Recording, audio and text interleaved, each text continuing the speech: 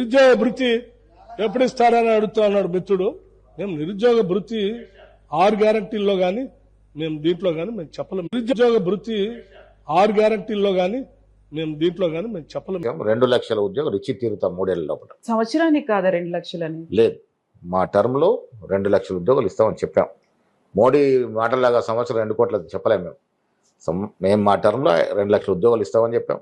మేము అధికారానికి రాగానే ఎక్కడ కూడా మేము కొనుగోలు సెంటర్లు పెట్టకుండానే అక్కడక్కడ పెట్టినా కూడా 2060 రూపాయలు ఎంఎస్పి ధర ఉంటే 2600కు ఓపెన్ మార్కెట్ లో రైతులకి ధాన్యం అమ్ముకోవడానికి అవకాశం దొరికింది. మేము అన్నదేమిటి, ఎంఎస్పి కంటే తక్కువ ఎవరికైనా నష్టం జరిగితే మేము బోనస్ గా ఇస్తామన్నాం.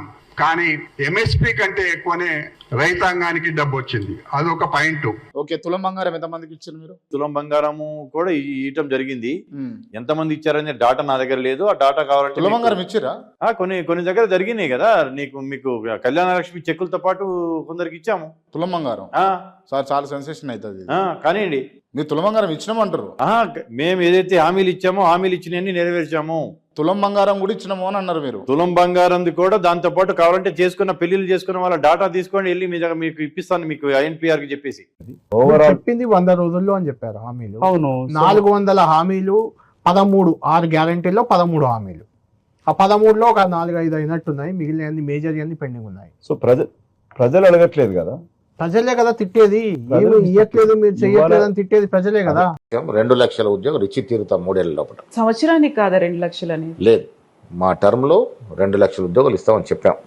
మోడీ మాటలాగా సంవత్సరం 2 కోట్ల చెప్పలేము. మేము మా టర్మ్ లో 2 లక్షల ఉద్యోగాలు ఇస్తామని చెప్పాం. Friends, welcome back to our channel. అసలుకే నిరుద్యోగులు మండిపడుతున్నారు, అసలుకే నిరుద్యోగులు నిరాశలో ఉన్నారు, అసలుకే నిరుద్యోగులు కాంగ్రెస్ ప్రభుత్వం మీద ఎంత మండిపడుతున్నారో వాళ్ళకు కూడా తెలుసు. అంత తెలిసి కూడా ఇంత రెచ్చగొట్టే వ్యాఖ్యలు ఎందుకు చేస్తారు ఈ కాంగ్రెస్లోని పెద్దలు, కాంగ్రెస్ ప్రభుత్వంలోని పెద్దలు, ఈ కాంగ్రెస్ ప్రభుత్వంలోని పెద్దలు, కాంగ్రెస్ పార్టీ పెద్దలు అని చెప్పేసి ఎవరికి అంతు చిక్కని ఆలోచన, అంతు చిక్కని ఒక విధమైన బాధ. ఎందుకంటే మన టీపీసీసీ చైర్మన్ ఉన్నాడు కదా, ఈయన మహేష్. ఈ మహేష్ కుమార్ అన్నకు అసలు ఏం ఆలోచించి మాట్లాడతాడో నాకు అర్థం కాదు. 2023 సంవత్సరం సెప్టెంబర్లో 2023 సంవత్సరం సెప్టెంబర్ నవంబర్లో ప్రియాంక గాంధీ గారు మన తెలంగాణ రాష్ట్ర నిరుద్యోగులను ఉద్దేశించి ఏం మాట్లాడినారంటే, సోనియా గాంధీ వాళ్ళ కూతురు ప్రియాంక గాంధీ గారు, మేము ప్రభుత్వంలోకి వచ్చిన మరుసటి సంవత్సరం, అంటే ప్రభుత్వంలోకి వచ్చిన సంవత్సరం లోపే 2 లక్షల ఉద్యోగాలు భర్తీ చేస్తాము, మా ప్రభుత్వం 2 లక్షల ఉద్యోగాలు నిరుద్యోగులకు ఇవ్వడానికి కట్టుబడింది, అధికారంలోకి వస్తాయని ప్రియాంక గాంధీ మాట్లాడింది. అదే సంవత్సరం 2023 మన రేవంత్ రెడ్డి, ప్రస్తుత సీఎం రేవంత్ రెడ్డి ఏం మాట్లాడిందంటే, ఒకటే సంవత్సరంలో 2 లక్షల ఉద్యోగాలన్నిటినీ మేము ఖాళీలు గుర్తించి అదే సంవత్సరంలో సెప్టెంబర్ 17వ తారీఖు తెలంగాణ విమోచన దినం రోజున నియామక పత్రాలు అందిస్తాము అని చెప్పేసి ఆయన మాట్లాడారు. అంటే వీళ్ళ పార్టీ అధినేత సోనియా గాంధీ గారి కుమార్తెనే మన ప్రియాంక గాంధీ గారు సంవత్సరంలోనే 2 లక్షల ఉద్యోగాలు ఇస్తామన్నారు. అంటే ఆమె మాటకు వాల్యూ లేదు. రేవంత్ రెడ్డి గారు సీఎం ముఖ్యమంత్రి మాటలకు కూడా వాల్యూ లేదు, ఆయన కూడా 1 సంవత్సరం ఇస్తానన్నాడు. మరి పార్టీ ప్రస్తుత అధ్యక్షుడు మహేష్ కుమార్ ఏం మాట్లాడుతున్నాడు, మేము 2 లక్షల ఉద్యోగాలు ఒకే సంవత్సరం ఇస్తామనిలే, 5 సంవత్సరాలల్లా 2 లక్షల ఉద్యోగాలు ఇస్తామన్నామని మాట మార్చుడు నిన్నటి రోజున. అంటే వినేవాళ్ళు వెర్రి పుష్పాలా లేకపోతే చెప్పటోడు వెర్రి పుష్పం అనేది వాళ్ళకే ఎదురుస్తున్నా. ఎందుకంటే నిరుద్యోగులు ఇదివరకే చాలా కోపంగా ఉన్నారు, చాలా దారుణంగా ఉన్నారు.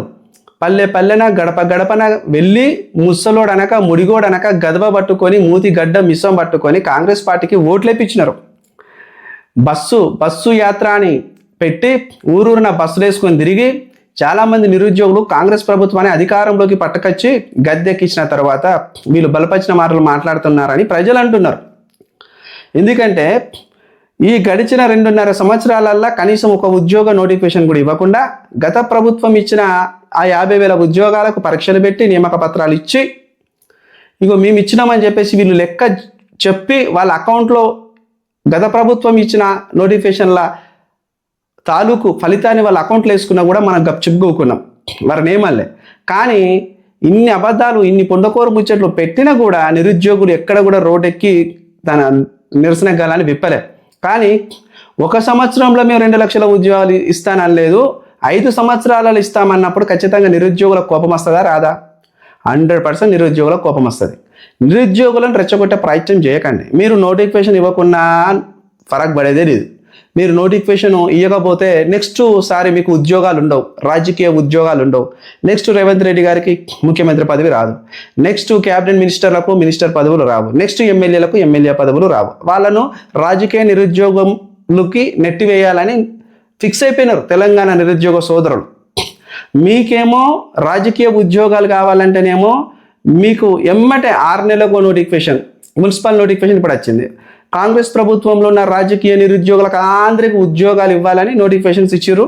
ఇప్పుడు మొత్తము మున్సిపాలిటీలలో ఎలక్షన్ జరుగుతుంది. మొన్నటి వరకు గ్రామాల్లో 12,000 సర్పంచ్ పోస్టులు ఖాళీగా ఉన్నాయి.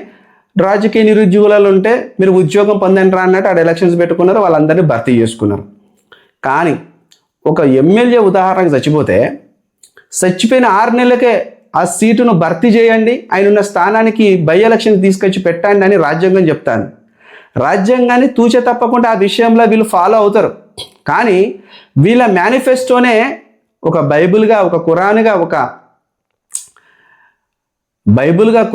భగవద్గీతగా వీళ్ళు మా మేనిఫెస్టో అంత విలువైందని చెప్పుకుంటారు. మరి మీ మేనిఫెస్టో అంత పవిత్రమైన గ్రంథాలతో పోల్చుకున్నప్పుడు సంవత్సరంలో 2 లక్షల ఉద్యోగాలు ఇస్తామన్న మాట మీరు ఎందుకు కట్టుబడి ఉండలేరు? అంటే మీరు రాజకీయ నిరుద్యోగులుగా ఉండకూడదు, మేము రాజకీయ ఉద్యోగులుగా ఉండాలంటేనేమో ప్రతిసారి ఎలక్షన్ నోటిఫికేషన్ ఇచ్చుకుంటారు, మీ పదవులు పొందుతారు, మీరు ఎమ్మెల్సీగా క్రియేట్ అయ్యే పోస్టులలో ఎమ్మెటే మీ వాళ్ళకి తీసుకొచ్చి పెట్టుకుంటారు, నామినేట్ పోస్టులలో మీ వాళ్ళకి ఎమ్మెటే ఉద్యోగాల అవకాశాలు కల్పించుకుంటారు. కానీ మా ఓట్ల ద్వారా మీరు పదవులు తెచ్చుకొని సీట్లలో కూర్చున్న మీరు మా నిరుద్యోగుల గురించి ఏం ఆలోచించారు? ఇప్పుడు ప్రస్తుతం ఉన్న నిరుద్యోగుల మైండ్ సెట్ ఈ విధంగానే ఆలోచిస్తున్నారు. ప్రతి ఒక్కరు ఇదే అంటున్నారు. కేసీఆర్ను ఫామ్ హౌస్కు పరిమితం చేసిన నిరుద్యోగులు నిన్ను నీ పదవి నుండి దించడానికి పెద్ద పనే కాదు, తేలికైన విషయం. నువ్వు మా అంటే ఇంకో 2 సంవత్సరాలు ఉంటావు పదవిలా, అంతకంటే చేసేది ఏం లేదు. 2 సంవత్సరాలు నీ టార్గెట్, నీ పనులు నువ్వు చేసుకో. 2 సంవత్సరాలలో నీ కుర్చీలోకి ఇంకోరు వస్తారు, కొత్త సీఎం. రాసి పెట్టుకోండి. ఎందుకంటే ఓటీఆర్ ఎడిట్ ఆప్షన్ ఇస్తాడు, నోటిఫికేషన్ ఇవ్వడు. చాలామంది ఓటీఆర్ ఎడిట్ ఆప్షన్ ఎందుకు చేసుకుంటలేరు తెలుసా? నమ్మకం లేదు టీజీపీఎస్సీ పైన, ప్రభుత్వం పైన. నోటిఫికేషన్స్ ఇస్తుందన్న నమ్మకం లేదు. అందుకనే చాలామంది ఓటీఆర్ ఎడిట్ ఆప్షన్లో చాలామంది నెమ్మదిగా చేసుకున్నారు, చాలామంది ఆ విషయాన్ని మర్చిపోయినారు. అందుకనే మళ్ళా 9వ తారీఖు మొన్న డేట్ అయిపోతే మళ్ళీ డేట్ పొడిగించిండు, ఫిబ్రవరి 25వ తారీఖు వరకు పొడిగించిండు. ఎందుకు? అరే ఎవరు చేసుకుంటలేరు రా భయ్, మనం పెట్టిన ఈ ఆలోచన సిగ్గుబేటట్టున్నది, నియామకాలు లేవు కాబట్టి చాలామంది ఇంట్రెస్ట్ పెడతలేరు అని మళ్ళీ దాని డేట్ పొడిగించి మాకు చాలా వినతి పత్రాలు వచ్చినాయి, పొడిగించండి సార్ అట్లా ఇట్లా అన్నారని అబద్ధాలు ఆడుతున్నారు. బుర్ర వెంకటేశం కావచ్చు, వేరే వాళ్ళందరూ కూడా కావచ్చు, ఎవరు కూడా వీళ్ళ వినతి పత్రాలు పంపించలే. చాలామంది నిరుద్యోగులందరూ కూడా నిరుద్యోగ కావచ్చు, నిరుద్యోగ సింహగర్జన ఈ యొక్క మూమెంట్ల పైన చాలా బిజీగా ఉన్నారు. ఆ మూమెంట్లో ప్రభుత్వం దృష్టిలో పడేటట్టు ఎట్లా చేయాలి, ఏ విధంగా కార్యాచరణ చేయాలని పెద్ద వాళ్ళందరినీ అప్రోచ్ అవుతున్నారు. ఈ యొక్క మూమెంట్లలో ఎక్కడ కూడా ప్రతిపక్ష రాజకీయ పార్టీల ఇన్వాల్వ్మెంట్ కానీ, అధికార పార్టీల ఇన్వాల్వ్మెంట్ కానీ, ఇంకా ఏ విధమైన పార్టీల ఇన్వాల్వ్మెంట్ కానీ, అదర్స్ పార్టీల ఇన్వాల్వ్మెంట్ కానీ లేదని వాళ్ళు వివిధ వేదికల ద్వారా చెప్తున్నారు. అదంతా కూడా నిరుద్యోగుల సమస్య, నిరుద్యోగుల బాధ, నిరుద్యోగుల కోసం, ఉద్యోగాలు లేకపోవడం, అవగోసలు పడుతున్నారు, నోటిఫికేషన్ లేక చాలా ఇబ్బంది పడుతున్నారు. అదేవిధంగా కొట్లాడి తెచ్చుకున్న తెలంగాణలో ఈ విధంగా నిరుద్యోగుల పరిస్థితి, జీవితము ఈ విధంగా అయిపోతుందని చెప్పేసి వాళ్ళు ప్రజెంటేషన్ ఇస్తున్నారు. ప్రతి ఛానల్లో నేను గమనిస్తున్న వాళ్ళ మూమెంట్ ఏ విధంగా ఉన్నది. రిజల్ట్లీ వారు చేసే ప్రయత్నం అయితే వాళ్ళు బాగానే చేస్తున్నారు. సో ఇట్లా మాట్లాడడం తప్పు. మన తెలంగాణ కాంగ్రెస్ అధ్యక్షుడు మహేష్ కుమార్ ఇట్లా మాట్లాడడం తప్పు. ఇట్లా మాట్లాడద్దు పెద్దలు. ఎందుకనంటే నిరుద్యోగులు ఇప్పటికే చాలా బాధలు ఉన్నారు. నిరుద్యోగులను రెచ్చగొట్టే వాక్యాలు చేయకండి. నిరుద్యోగుడి మనసు చాలా సెన్సిటివ్. మళ్ళీ చెప్తున్నా, ఒకవేళ మీరు ఈ కాంగ్రెస్ పార్టీ పెద్దగా అధ్యక్షుడిగా మీరు ఉంటే, మీ మేనిఫెస్టోనే మీకు ఒక పవిత్రమైన గ్రంథం అయి ఉంటే, మీరు రేవంత్ రెడ్డి గారికి చెప్పి క్యాబినెట్ మినిస్టర్స్ మీటింగ్స్ పెట్టించి 1,00,000 ఉద్యోగాలు ఇస్తామన్నమయ్యా వాళ్ళకి. మనం ఎలక్షన్ టైంలో మన మేనిఫెస్టోలో పెట్టుకున్నాము. ఏమంటే 1,00,000 ఉద్యోగాలల్లో ఇప్పుడు భర్తీకి ఎన్ని సిద్ధం ఉన్నాయి? ఓ 40,000 ఉన్నాయా, 50,000 ఉన్నాయా, లెక్కలు పెట్టు, లెక్కలు తేల్చాయా అని చెప్పేసి నీ క్యాబినెట్ మీటింగ్లో మాట్లాడి 40,000 ఉద్యోగాల 50,000 ఉద్యోగాలు ఇప్పుడు భర్తీకి సిద్ధంగా ఉంటే వాటన్నిటిని కూడా నోటిఫికేషన్ రూపంలో ఇప్పుడు ఎమ్మటే పిల్లలకు నోటిఫికేషన్ అయ్యి వాళ్ళందరికీ ఉద్యోగాలు ఇవ్వని మీరు మాట్లాడండి. పెద్ద మనిషి హోదాలో ఉన్నారు. పెద్ద మనిషి హోదాలో ఉండి మీరు మాట్లాడి మీరే పెద్ద మనిషి అయ్యుండి మీరే అబద్ధాలు ఆడితే ఇక అబద్ధం ఎక్కడ, ఈ అబద్ధానికి నిజానికి ఎక్కడ ఉంటుంది తావు? అంత అబద్ధాలే రాజ్యమేలుతాయి అన్ని మాటలు. ఇట్లయితే తప్పు కదా. అందుకని మళ్ళీ చెప్తున్నా నిరుద్యోగ సోదరులారా, ఇలాంటి మాటలు మాట్లాడతారు. పూటకో మాట గంటకో మాట రాజకీయ నాయకులకు అలవాటు అన్నమాట.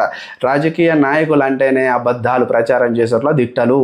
ఎందుకంటే వాళ్ళు మాట్లాడిన మాటలే నీటి మీద దెబ్బలలాగా అలలాగా చేస్తూ ఉంటారు. ఏదేమైనా కానీ నిరుద్యోగ సోదరులారా, వీళ్ళు ఇట్లనే మాట్లాడతారు. ఖచ్చితంగా నోటిఫికేషన్స్ వస్తాయి, 100% వస్తాయి. వచ్చేంత వరకు అల్పెరగకుండా మనల్ని పోరాటం చేస్తూనే ఉంటారు. వచ్చేంత వరకు మనం ప్రశ్నిస్తూనే ఉంటాం వీడియోల ద్వారా.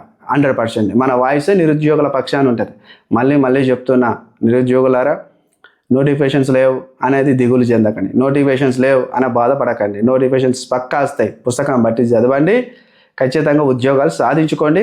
ఎస్సీ వర్గీకరణ అంతా కంప్లీట్ అయిపోయింది కాబట్టి ఇక నోటిఫికేషన్ వచ్చే తర్వాత అని చెప్పేసి మన టీజీపీఎస్సీ చైర్మన్ చెప్తున్నాడు. ఎప్పుడు వస్తాయన్నా, ఇంకా వస్తలేవన్నా అంటారు. ఇన్ని రోజులు 2025 దాటేసినాం. 2026లో మొదటి నెల జనవరి దాటేసినాం, ఫిబ్రవరికి వచ్చేసినాం. ఒక్క 1 మంత్ ఆగండి.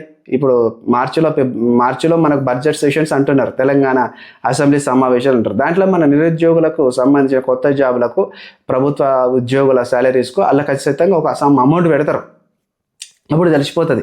అసెంబ్లీలో కూడా ప్రకటిస్తారు ఇన్ని ఖాళీలు ఉన్నాయి, ఇంతమంది రిటైర్మెంట్స్ అయిపోయినారు, ఇన్ని రిక్రూట్మెంట్స్ చేయబోతున్నామని అన్నీ చెప్పేస్తారు. దాన్ని బట్టి మనం ఒక అంచనాకు రావచ్చు. అంచనాకు వచ్చి మనం ఏదైనా సాధించవచ్చు, ఏదైనా చేయొచ్చు. ప్రభుత్వం అయితే ఇచ్చేంత వరకు ప్రభుత్వం వదిలిపెట్టేది లేదు. అన్న డిఎస్సి వస్తుందా రాదా? డిఎస్సి కూడా వస్తుంది, ఎడిపోతుంది, కొద్దిగా లేట్ అవుతుంది కొంచెం, అంతే తప్ప ఏం లేదు. వీడియో నచ్చినట్లయితే